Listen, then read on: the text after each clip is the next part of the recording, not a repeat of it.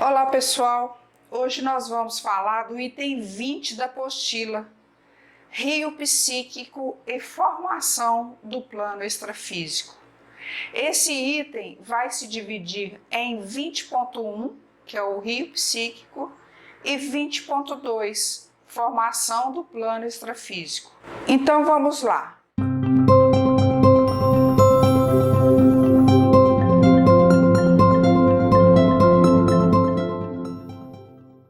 Então vamos abordar em primeiro lugar o item 20.1, que é o rio psíquico.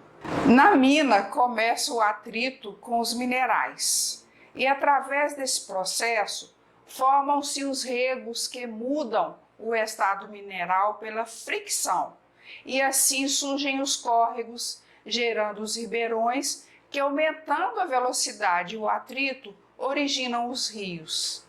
O material da mina até o rio, em atrito, começa o que Hahnemann, pai da medicina homeopática, ensina para nós, que se chama dinamização. Portanto, o mineral está sendo dinamizado, ou seja, perdendo a sua estrutura física e criando a estrutura psíquica. Enquanto estivermos vendo a olho nu, a estrutura é física, mas observando com o microscópio, está dinamizando, ganhando estrutura psíquica. Na dinamização, a matéria perde a condição física para a visão humana. A parte dinamizada na água, ao cair no remoinho de um rio, transmuta-se, passando para outra dimensão vibratória. Agora, se afundar no remoinho, quando emergir, torna-se rio psíquico. Nem mesmo o microscópio capta a imagem desse material. O rio psíquico fica por cima do rio físico. Vejamos como se organiza o rio psíquico. Vamos considerar a força propulsora que o rio físico adquiriu desde a mina até chegar no mar. Semelhante a um gerador de eletricidade que foi cada vez mais aumentando a sua capacidade. Quando chega ao mar, o rio físico está com uma velocidade intensa e faltando 3 ou 4 quilômetros para atingir a foz, o rio psíquico está deslizando por cima dele em alta velocidade. Desde a mina até o rio que deságua no mar, a corrente líquida vai dinamizando tudo que cai nela e se transformando em rio psíquico, o qual corre por cima do rio físico e vai ganhando impulso por meio da força propulsora, que aumenta em razão das correntezas e quedas. Ao chegar até o mar, a água física e pura mistura-se com a água salgada. O rio psíquico do material dinamizado corre por cima do mar e sai para o espaço, atingindo até onde o impulso da força propulsora o levar. Nesse ponto, o rio psíquico forma um imenso mar de água. Água potável no campo psíquico, ficando aí até que seja atraído por outro planeta. Para se entender o rio psíquico, Leon Zale utilizava a analogia com o trem-bala. Sem contato da roda com o trilho, ele se torna leve. Quando está se aproximando da estação, reduz o jato e, ao combater a roda do trilho, desliza o motor magnético e para na estação.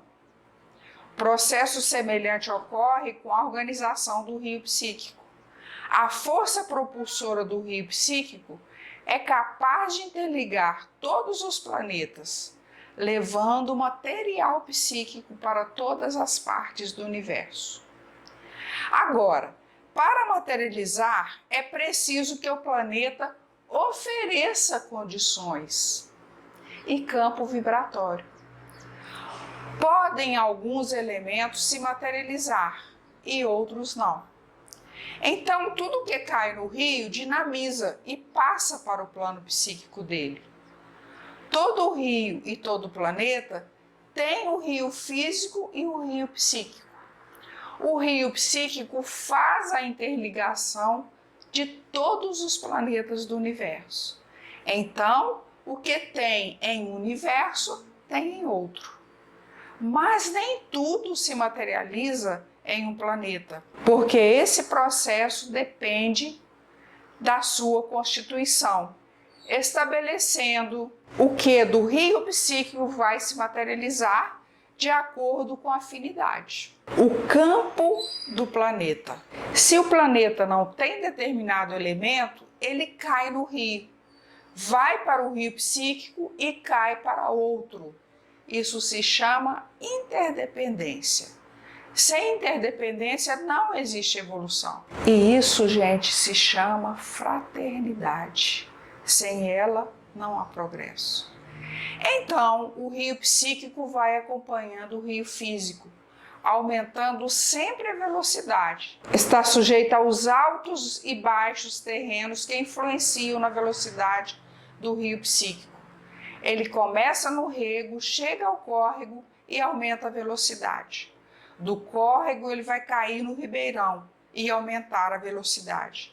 Quando ele está no rio, ele aumenta a velocidade também. E o que acontece? Quando está se aproximando do mar, o rio físico começa a amortecer, enquanto o rio psíquico está numa revolução tremenda. Alta velocidade, ainda muito mais veloz, né? Aí pega a água salgada, a mesma coisa aqui para nós. Desliza no mar e sai para o espaço, com a força propulsora que ele adquiriu, desde a nascente fina até chegar ao mar. Leão dizia que quando começou a falar sobre isso, nas reuniões, companheiros muito próximos diziam que ele estava voando. Olha só. Qual seria a base que Leão teria para comprovar que o rio psíquico aumenta a velocidade, sendo que o rio físico não? Ele falou que é uma ordem natural a ser seguida. Por exemplo, quando o rio físico cai numa cachoeira, começa o remanso. O rio psíquico está com velocidade e passa por cima. Agora, na hora em que começar a produzir energia, novamente os dois rios se juntam. E assim passam-se 7, 8 anos, passaram-se 7, 8 anos sem uma comprovação sobre o que Leão dizia. Então, um companheiro apresentou uma revista que falava do trem-bala Leão. Como era um princípio cientificamente comprovado, ele conseguiu provar o desenvolvimento do rio psíquico. Se tem aqui, tem lá. Então, gente, agora nós vamos falar do item 20.2, formação do plano extrafísico. O rio psíquico atinge o espaço até perder a força propulsora. Na hora em que ele perde a propulsão, também está equilibrado com ondas e raios do espaço. Estaciona ali, mas a água continua chegando enquanto houver o planeta. Agora, se acabar a água do planeta, termina o jato propulsor. A força propulsora se mantém enquanto estiver jorrando água, mas se faltar água, ele vai se desintegrar. Não pode ser diferente. Então essa água vai rodando, começa um novo estado vibratório e produz um campo de forças centrípeta e centrífuga. As partículas psíquicas de vibração mais densa começam a se materializar. Semelhante processo ocorreu com a materialização do núcleo do cometa, como nós vimos lá atrás. Então vai se materializando o núcleo, que é o centro dessa bola. É constituído por água. Com a chegada constante de água, a bola vai aumentando. até ser atraída por um planeta e começar a ser puxada, como se estivesse caindo. Agora, a água que chega com a ação da força propulsora é semelhante a uma bomba. A saída de água é maior que a de entrada. Sendo a saída maior, vai acabar a bola de água. Permanecerá desse modo a esfera psíquica, composta por elementos psíquicos materializados psiquicamente em uma vibração mais pesada. Ninguém vê o que vem do plano psíquico, que é mais rarefeito. Com base nesse processo, nós podemos explicar a origem do Rio Azul no livro Nosso Lar. Quem se lembra disso? Recebe material de outros planos. Nos reservatórios da cidade, a água acumulada é distribuída, sendo dividida em 3 partes: água-alimento, água-medicamento e água-limpeza. Depois sai das muralhas da colônia como esgoto, assim por meio do rio psíquico. O material de outros planos vem para a Terra. Os elementos que caíram no solo e tiveram condições vão se materializar, como a água amarela e a água verde, que se materializam ao caírem em solo ferruginoso. Matéria mais para frente que nós vamos ver. Caso contrário, não se materializam. Esse tipo de transmutação será abordado no item 22 da apostila, quando iremos tratar da espécime vegetal. Nós vamos então fazer a revisão do item 20 da apostila. Então, pessoal, vamos fazer a revisão do item 20, rio psíquico e plano extrafísico. Primeiramente, o item 20.1, rio psíquico. A escala do rio físico para o rio psíquico. Nas minas, verte o fluxo de água. Movimento de água, atrito. Os minerais na água rolam e se descascam e se desintegram. Dinamização. Desintegra a estrutura física e ganha a estrutura psíquica. A formação do rio psíquico, fluxo de elementos dinamizados a partir do rio físico.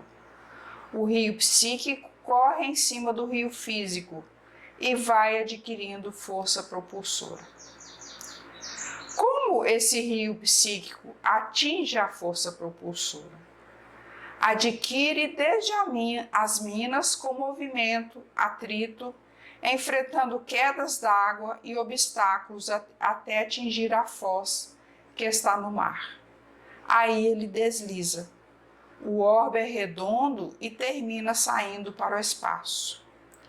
Um exemplo é o trem-bala, que é uma prova científica. Ele possui 3 motores, o motor normal, o magnético e o jato, para atingir 350 km, 400 km por hora. A escala do rio psíquico, o movimento de velocidade, o atrito, a velocidade, aumento de força propulsora, dinamização de elementos que estão na corrente de água, perda de estrutura física, corre paralelo ao rio físico. Exemplo da escala do rio psíquico, nós vamos encontrar no livro Pão Nosso, no capítulo 159, na atitude da Lívia, sempre o tempo todo, no livro Há 2000 anos, e o último parágrafo do capítulo 25 de Vida e Sexo, e também Casa Mental, e no livro Nosso Lar. Outros exemplos: a dinamização, perder estrutura física e ganhar estrutura psíquica. Começa a correr um fluxo paralelamente ao rio físico. O salto quântico. Vamos ver lá em Mecanismo da Mediunidade, no capítulo 3. Forneço uma energia para o átomo. Esse átomo vai se deslocar e saltar da órbita que ele está para outra órbita. Quando ele salta, ele descarrega energia, produzindo uma luz vermelha que requer pouca quantidade de energia para ser produzida. Agora, se eu aplicar uma força no núcleo atômico, esse núcleo se transmuta em outro elemento e libera grande quantidade de energia. Exemplo disso é a bomba de hidrogênio na Segunda Guerra Mundial. Outro exemplo, dentro da obra espírita, é o caso de Públio Lentulus há 2000 anos. Existia o livre-arbítrio, mas o processo de atrito promoveu uma dinamização dos recursos mentais e psíquicos. Ele não tinha o gene do Deus único, porque ele era romano e não judeu como Paulo. Não podemos esquecer que eu posso ter um gene, mas às vezes eu não quero mudar, eu não quero dinamizá-lo. Outro exemplo, em Nosso Lar, no capítulo 29, a visão de Francisco. Francisco ficou agarrado aos despojos, porque não conseguiu acumular átomos de desapego.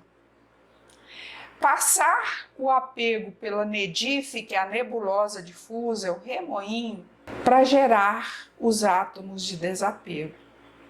Tá vendo, gente? Os itens da apostila, eles são importantíssimos. É importante a gente fazer esse paralelo entre o que nós estudamos e o que nós vamos ver na prática. Esse processo da nedife é o que todos nós estamos fazendo agora, nessa pandemia, né? Passando os elementos por esse turbilhão, por esse remoinho, para que eles possam sair dinamizados do outro lado. Será que nós estamos fazendo isso? Outro exemplo que a gente pode ver é a Calpurnia. Lá no livro Há 2000 anos. Lembram-se dela?